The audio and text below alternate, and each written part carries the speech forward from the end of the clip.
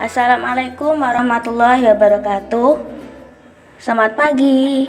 Gimana kabarnya teman-teman di sana? Semoga kalian sehat-sehat selalu ya. Nah, di sini kembali lagi bersama saya, Tarti Indasari. Saya dari program studi Pendidikan Bahasa dan Sastra Indonesia Universitas PGRI Semarang. Kali ini saya akan menjelaskan materi mengenai prinsip-prinsip pembelajaran. Sebelumnya, kalian udah tahu belum ya, apa itu prinsip-prinsip pembelajaran? Apa saja prinsip-prinsip pembelajarannya? Hakikat dari prinsip pembelajaran itu sendiri adalah landasan berpikir atau landasan berpijak yang berkaitan dengan pembelajaran dengan harapan tujuan pembelajaran tercapai dan tumbuhnya proses pembelajaran yang dinamis dan terarah. Nah, untuk selanjutnya kita akan membahas mengenai 7 prinsip-prinsip dalam pembelajaran. 7 prinsip pembelajaran itu meliputi apa aja sih? 1. Perhatian dan motivasi. Yang kedua yaitu keaktifan. Yang ketiga, keterlibatan langsung dalam belajar atau bisa dinamakan pengalaman. Yang keempat itu pengulangan. Yang kelima tantangan. Yang keenam balikan dan penguatan. Dan yang terakhir yaitu perbedaan individu. Saya bahas satu-satu ya teman-teman. Nah, selanjutnya yang pertama dalam prinsip-prinsip pembelajaran yaitu perhatian dan motivasi. Sebelumnya teman-teman pasti udah tahu dong pengertian perhatian dan motivasi. Nah, saya akan bahas ya satu persatu. Perhatian mempunyai peranan yang penting dalam kegiatan belajar, dalam kegiatan pembelajaran. Tanpa adanya perhatian, tak mungkin terjadi proses belajar. Menurut Keck dan Werner, tahun 1984, halaman 335, perhatian terhadap pelajaran akan timbul pada siswa apabila bahan pelajaran sesuai dengan kebutuhannya. Apabila pelajaran itu dirasakan sebagai sesuatu yang dibutuhkan, diperlukan untuk belajar lebih lanjut atau diperlukan dalam kehidupan sehari-hari, akan membangkitkan motivasi untuk pembelajarannya. Jadi intinya itu, tanpa adanya perhatian gak mungkin belajar itu bisa timbul teman-teman, karena dengan tanpa adanya perhatian misalnya di kelas ya, kalau tidak diperhatikan guru pasti kan peserta didiknya akan malas, akan bosan, karena peserta didiknya akan merasa dihiraukan dalam kelas itu. Nah, untuk motivasi sendiri itu mempunyai peranan penting juga dalam kegiatan belajaran. Dalam kegiatan pembelajaran, motivasi adalah belajar yang menggerakkan dan mengarahkan aktivitas seseorang. Dalam belajar melalui pengalaman langsung, siswa tidak sekedar mengamati secara langsung, tetapi ia harus menghayatinya. Siswa harus terlibat langsung dalam pembuatan dan bertanggung jawab terhadap hasilnya. Jadi dalam proses pembelajaran ini siswa tidak boleh diwakilkan.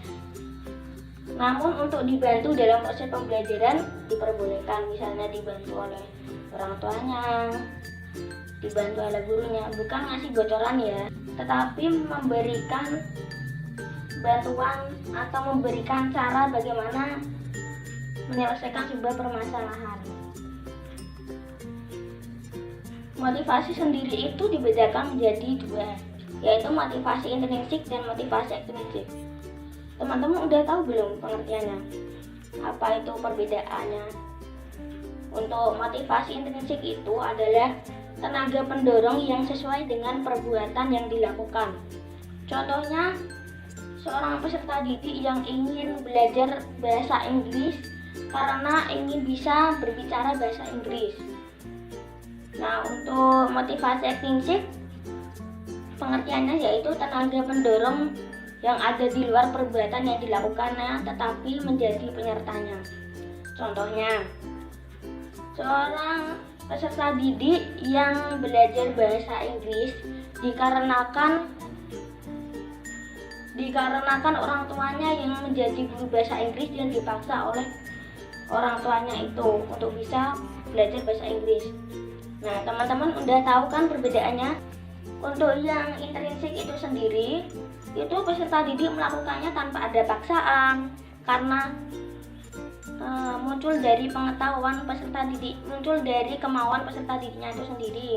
Namun untuk motivasi yang intrinsik itu karena paksaan dari orang lain, dari beberapa pihak yang memaksa ataupun tidak berdasarkan kemauan dari dirinya sendiri. Nah, untuk motivasi belajar itu sendiri ada strateginya loh teman-teman. Strategi motivasi pembelajaran itu ada beberapa hal yang bisa dilakukan. Buat teman-teman yang merasa bosan dalam belajar, bisa melakukan strategi seperti ini ya, agar motivasi belajarnya bisa meningkat. 1. Dengan membangkitkan minat belajar. 2. Dengan mendorong rasa ingin tahu. 3. Menggunakan variasi metode penyajian yang menarik.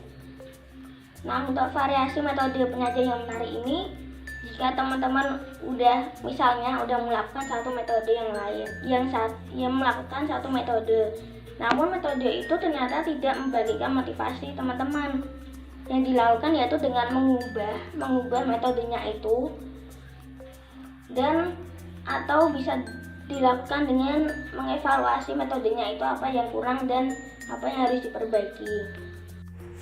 Nah, untuk prinsip-prinsip pembelajaran yang berikutnya, yang kedua yaitu keaktifan. Apa sih itu keaktifan? Keaktifan itu adalah berasal dari kata aktif yang mendapat imbuhan ke dan akhiran a, menjadi keaktifan yang berarti kegiatan atau kesibukan. Keaktifan belajar berarti suatu usaha atau kegiatan yang dilakukan dengan giat belajar. Untuk keaktifan sendiri itu tidak bisa dipaksakan oleh orang lain dan juga tidak bisa dilimpahkan kepada orang lain. Belajar hanya mungkin terjadi apabila anak aktif mengalami sendiri. Jadi untuk keaktifan ini harus datang dari kemauan sendiri, dari peserta didiknya itu sendiri ya. Tidak boleh diwakilkan, tidak boleh dipaksakan dari orang lain. Jadi harus murni dari kemauan peserta didik itu sendiri untuk aktif dalam kegiatan pembelajaran. Menurut seorang psikologis bahwa segala pengetahuan harus diperoleh melalui pengamatan dan pengalaman sendiri. Jadi dalam hal ini tidak boleh peserta didik itu aktif dikarenakan karena paksaan dan karena diwakilkan oleh orang lain. Jadi harus berasal dari pengalamannya sendiri. Peserta didik memiliki energi sendiri dan dapat menjadi aktif karena didorong oleh kebutuhan-kebutuhan. Jadi bisa karena aktif itu berdasarkan faktor-faktor yang mengakibatkan dia bisa aktif. Bisa jadi karena dia penasaran dengan pelajarannya, karena dia ingin tahu apa yang dia belum pahami dari pelajarannya itu. Nah, dalam hal ini keaktifan belajar siswa itu dapat dilihat dalam hal-hal seperti berikut. 1. Turut sertanya dalam mengerjakan tugas. Jadi waktu peserta didik mengerjakan tugas, dia ikut bisa paham, namun ada suatu hal yang dia permasalahkan, itu jadi menarik dan membuat peserta didiknya itu menjadi aktif. Yang kedua, terlibat dalam proses pemecahan masalah.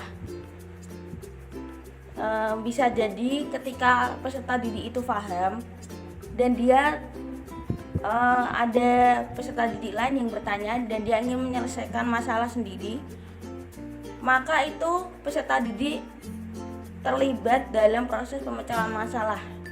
Dia bisa menjawab permasalahan dari peserta didik lain. Selanjutnya, bertanya kepada teman satu kelompok atau guru apabila tidak memahami persoalan yang sedang dihadapi. Jadi untuk peserta didik tidak perlu takut untuk bertanya kepada guru apabila ada persoalan yang belum dipahami dari penjelasan guru itu. Selanjutnya, melaksanakan diskusi kelompok sesuai dengan petunjuk guru. Jadi dengan membuat kelompok, peserta didik akan meningkatkan rasa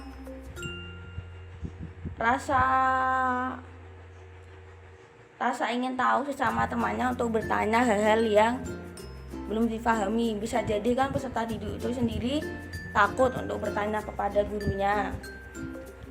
Jadi kalau dibuat kelompok sesama temannya bisa saling sharing gitu. Untuk sharing dalam hal ini yaitu peserta didik bisa berbagi pengalaman. Yang berikutnya dalam prinsip-prinsip pembelajaran yang ketiga yaitu keterlibatan langsung dalam belajar. Maksud dari keterlibatan langsung ini yaitu peserta didik itu harus melalui pengalaman terlebih dahulu. Jadi peserta didik itu tidak sekedar mengamati secara langsung, tetapi dia harus menghayati dan terlibat langsung dalam perbuatan dan bertanggung jawab terhadap hasilnya. Contohnya seperti seorang pelajar yang membuat suatu kerajinan tangan ya. Nah, peserta didik itu terlibat langsung dalam pembuatannya. Jadi peserta didik itu tidak sekedar melihat bagaimana orang membuat kerajinan tangan, apalagi sekedar mendengar orang bercerita bagaimana cara membuat kerajinan tangan itu. Tapi peserta didik mengalaminya sendiri dan bisa menyimpulkan sendiri bagaimana caranya membuat, bagaimana caranya tips-tips agar efektif dalam pembuatannya itu. John Dewey itu pernah mengungkapkan tentang pentingnya keterlibatan langsung dalam proses pembelajaran. Teorinya itu yang bernama learning by doing. Walaupun demikian, perlu dijelaskan bahwa keterlibatan langsung dalam proses pembelajaran itu tidak hanya dalam bentuk fisik semata. Namun lebih dari itu, keterlibatan itu bisa secara emosional dengan kegiatan kognitif, dalam perolehan pengetahuan, penghayatan pembentukan afektif, dan pada saat latihan dalam pembentukan nilai psikomotor. Jadi dalam keterlibatan langsung ini tidak semata dalam bentuk fisik saja teman-teman, namun ini ada bentuk lain. Nah, setelah kita membahas poin nomor 3 yaitu keterlibatan langsung dalam proses pembelajaran, kita masuk ke dalam poin nomor 4 yaitu pengulangan. Pengulangan itu penting gak sih dilakukan dalam proses pembelajaran? Menurut saya itu penting karena agar peserta didik tidak lupa dengan konsep materi dari pembelajaran yang lalu. Guru-guru sering melakukan pengulangan dalam proses pembelajaran. Biasanya saat guru itu bertujuan untuk merefreshkan pikiran dari peserta didik agar tidak lupa dengan materi sebelumnya, ataupun bisa jadi karena materi yang sebelumnya itu masih terkait dengan materi yang akan disampaikan oleh guru, jadinya harus perlu diulang kembali agar masih nyambung dengan materi yang selanjutnya. Ada seorang tokoh yang terkenal yaitu Terence Dickey. Dalam teori koneksionisme atau namanya itu law of exercise. Teorinya itu berbunyi things that are most often repeat are best remembered. Yang artinya hal-hal yang paling sering diulang paling baik diingat. Artinya jika kita mengulang, jika kita membiasakan diri untuk mengulang materi, maka ingatannya itu menjadi lebih baik. Dalam teori law of exercise itu juga menjelaskan mengenai belajar ialah pembentukan hubungan antara stimulus dan respon dan pengulangan terhadap timbulnya respon yang benar. Nah, dari pernyataan ini dapat disimpulkan bahwa dalam pembelajaran ini dibutuhkan stimulus dan respon, adanya persoalan dari peserta didik atau adanya persoalan dari guru kemudian ditanggapi oleh peserta didik ataupun ditanggapi guru. Ada proses timbal baliknya teman-teman. Dalam hal ini ada beberapa tokoh juga yang yang menjelaskan bahwa stimulus dan respon itu tidak hanya timbul respon yang benar saja, namun ada timbul respon yang salah atau timbul respon yang negatif. Beberapa teori yang telah disampaikan oleh tokoh-tokoh yang telah saya baca,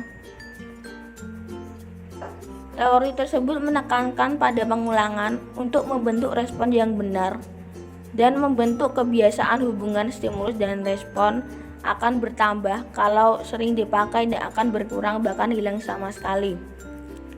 Jadi ketika stimulus dan respon itu timbul, maka kebiasaan-kebiasaan itu juga akan sering dilakukan oleh peserta didik itu sendiri dan akan terhindar dari lupa terhadap materinya ataupun hilang sama sekali materi yang telah disampaikan oleh guru. Untuk mencegah itu perlu ditingkatkan lagi kebiasaan untuk mengulang. Nah, untuk selanjutnya poin nomor 5 yaitu tantangan. Tantangan dalam hal ini bukan tantangan untuk menantang bertengkar ya teman-teman, namun tantangan dalam hal ini yaitu dalam proses pembelajaran. Tantangan itu dapat berupa apa aja sih dalam pembelajaran? Tantangan dalam pembelajaran bisa berupa kuis, bisa berupa presentasi, bisa berupa pemberian soal, bisa berupa game-game yang seru yang mengejutkan peserta didiknya itu. Dalam tantangan ini, peserta didik tidak merasa dirinya tertantang, hanya sekedar diberikan materi, sehingga peserta didik hanya menelan apa yang diberikan oleh guru. Ketika guru hanya menyampaikan materi, pasti siswanya merasa ini gak akan seru nih, gak akan ada yang unik dalam hal ini, gak menantang, membosankan media pembelajarannya atau materi yang disampaikan oleh guru. Gak ada yang menantang karena ya guru hanya menjelaskan materi saja, tidak ada kuis-kuis, tidak ada persoalan yang harus dipecahkan. Karena tanpa tantangan, menurut peserta didik, dia nggak akan peduli atau kurang kreatif sehingga tidak ada kesan materi yang disampaikan guru. Mungkin tanpa tantangan itu peserta didik merasa nggak ada hal yang unik, nggak ada hal yang lain yang membedakan dari materi yang lain sehingga kesan yang disampaikan guru itu nggak ada. Agar peserta didik bisa timbul motivasi yang kuat untuk mengatasi hambatan yang baik, maka materi yang disampaikan guru harus menantang, sehingga ada rasa ingin tahu dari peserta didik untuk mengatasinya. Nah, yang berikutnya, poin nomor 6 yang akan kita bahas yaitu balikan dan penguatan. Pada prinsip kali ini, dalam balikan dan penguatan ada sebuah teori yang menekankan tentang hal itu, yaitu teori operant conditioning. Teorinya bernama Law of Effect. Apa sih itu Law of Effect? Law of Effect itu berupa hubungan feedback atau timbal balik antara rangsang yang diberikan oleh guru, kemudian menimbulkan reaksi atau tanggapan dari peserta didik. Sebaiknya suasana belajar dalam keadaan yang nyaman dan menyenangkan. Karena jika kondisi pada saat pembelajaran itu menyenangkan dan seru, pastinya akan mendukung terjadinya feedback atau timbal balik antara guru dan peserta didiknya itu. Peserta didik akan semangat apabila mengetahui dan mendapatkan hasil yang baik, bisa timbal baliknya itu dengan baik. Menurut peserta didik itu suatu hal yang menyenangkan. Lalu, bagaimana sih strategi agar balikan dan penguatan ini berhasil dilakukan dalam kelas? Berhasil menimbulkan timbal balik dalam proses pembelajaran? Nah, ada beberapa tips yang bisa dilakukan, yaitu 1. Dengan eksperimen, 2. Dengan diskusi, 3. Dengan metode penemuan, dan sebagainya. ada beberapa hal lagi yang bisa dilakukan. Cara-cara tersebut pembelajaran yang memungkinkan terjadi balikan dan penguatan. Balikan yang diperoleh peserta didik setelah belajar dengan menggunakan metode-metode yang menarik. Nah, selanjutnya kita masuk ke dalam poin terakhir nih. Dalam prinsip pembelajaran, poin ke-7, yaitu perbedaan individu. Seorang guru harus bisa memahami bahwa setiap peserta didik memiliki karakteristik yang berbeda-beda. Ada yang sikapnya nakal, ada yang baik, ada yang pendiam. Di balik itu semua, pasti peserta didik mempunyai kelebihan dan kekurangan masing-masing. Ada yang memiliki kelebihan dalam menghitung, ada yang memiliki kelebihan dalam berbicara, ada yang memiliki kelebihan dalam agama, dan lain-lainnya. Perbedaan-perbedaan pada peserta didik itu terdapat dalam karakteristik psikis, kepribadian, dan sifat lainnya. Untuk dapat memberikan bantuan agar peserta didik dapat mengikuti pembelajaran yang disajikan oleh guru, maka guru harus benar-benar dapat memahami ciri-ciri dari masing-masing peserta didik. Begitu pula dengan seorang guru yang harus mampu mengatur kegiatan pembelajaran dimulai dari perencanaan, proses pelaksanaan, sampai pada tahap akhir, yaitu pada penilaian atau evaluasi peserta didik secara total. Jadi seorang guru itu harus bisa memberikan metode-metode pembelajaran, memberikan perencanaan pembelajaran secara matang kepada peserta didik, agar bisa mampu melakukan pembelajaran dengan semua jenis karakteristik dari peserta didiknya itu sendiri. Nah, sekarang teman-teman udah paham kan tentang prinsip-prinsip pembelajaran? Bagaimana menurut teman-teman? Apakah masih ada yang kurang dalam penyampaian saya? Kalau ada yang kurang bisa komen di bawah. Sekian presentasi dari saya dalam penyampaian materi kali ini. Kurang lebihnya saya mohon maaf. Wabillahi taufiq wal hidayah. Wassalamualaikum warahmatullahi wabarakatuh.